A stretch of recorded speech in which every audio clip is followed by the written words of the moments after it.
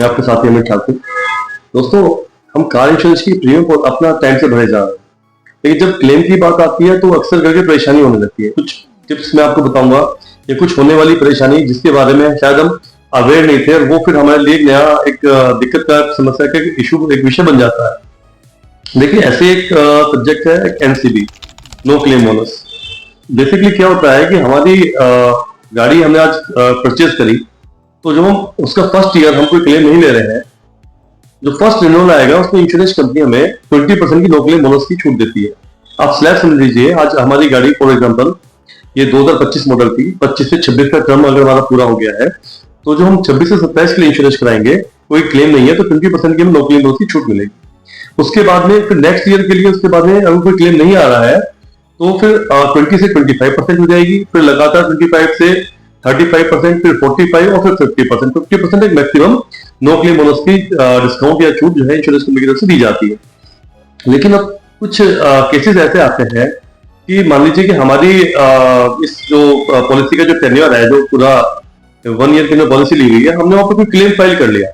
Claim file कर लिया हमने उसके बाद जब फर्स्ट रिन्यूअल के लिए हम गए, फर्स्ट रिन्यूअल के लिए हमने ये बात हिडन कर ली, या हमने मतलब ये वाली बात हमको बताना भूल गए कि हमने कोई क्लेम भी लिया है, और हमने वो 20% की नो क्लेम बोनस की छूट ली। 20% या ये डिपेंड करता है कि आप कौन से ईयर में।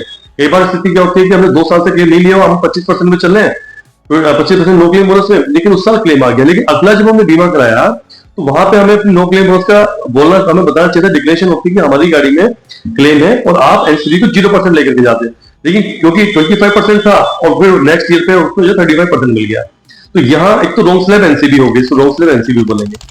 अब इंश्योरेंस कंपनी के पास प्रॉपर एक आईआईबी डाटा होता है, वो प्रॉपर उसको चेक करते हैं कि आपने कब क्लेम लिया, कितने अमाउंट का क्लेम, उनके पास सारी इंफॉर्मेशन होती है।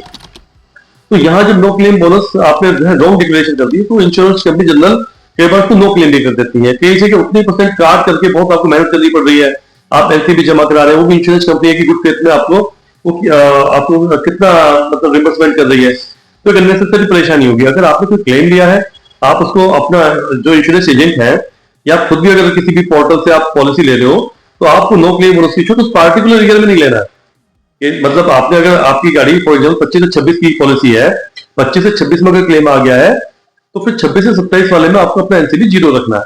ये ऐसे जैसे आपकी पॉलिसी आगे बढ़ती जाएगी उसके हिसाब से, उस साल नहीं हो रहा है नेक्स्ट ईयर, तो आपको फिर से 20% मिल जाएगा। लेकिन बहुत से साथी क्या कर रहे हैं, वो क्लेम भी फाइल कर रहे हैं, क्लेम भी ले रहे हैं, और अपनी गाड़ी का जो है नो क्लेम बोनस को भी एंजॉय कर रहे हैं। और कई बार तो क्या होता है कि उस साल नहीं आया क्लेम, उसके बाद में आ गया, फिर भी ये एनसीबी डाटा जो है गलत हो गया, तो कंपनी सब स्लैबों को चेक करती है और फिर वहां पे आपका अच्छा खासा अमाउंट भी सबस्टैंडर्ड हो जाता है। कई बार 1-1 लाख के 2-2 लाख के नुकसान आ जाते हैं। पता चला कि अगर आपका 20 या 25% नो क्लेम बोनस गलत है, वो कंपनी अगर ठीक है वो आपको रिम्बर्समेंट कर भी रही है या एक सेटलमेंट कर भी रही है कि ठीक है, आपकी उनकी अंडरस्टैंडिंग हो गई कि हम सब स्टैंडर्ड बेसिस पे आपको क्लेम पे कर देंगे, आपकी 25% फॉर एग्जांपल रॉन्ग एनसीबी थी और 25% कम सब स्टैंडर्ड कर देंगे। अब आप लगाइए 1 लाख का क्लेम अमाउंट होना है, 25,000 रुपए वहां पे आप दे दीजिए, कई बार ज्यादा भी अमाउंट हो रहा है, 2 लाख है तो 50,000 रुपए आपके चले गए, तो एक छोटी सी भूल आपको बहुत बड़ा नुकसान दे जाएगी। तो इससे आप अवेयर रहिए। अगर आपने क्लेम लिया है, मैंने नो क्लेम बोनस के स्लैब के बारे में आपको बता दिया है, नहीं वो तो आप बिल्कुल कमेंट बॉक्स में लिखना, मैं फिर से एनसीबी स्लैब आपको मैं उसके बारे में बता दूंगा।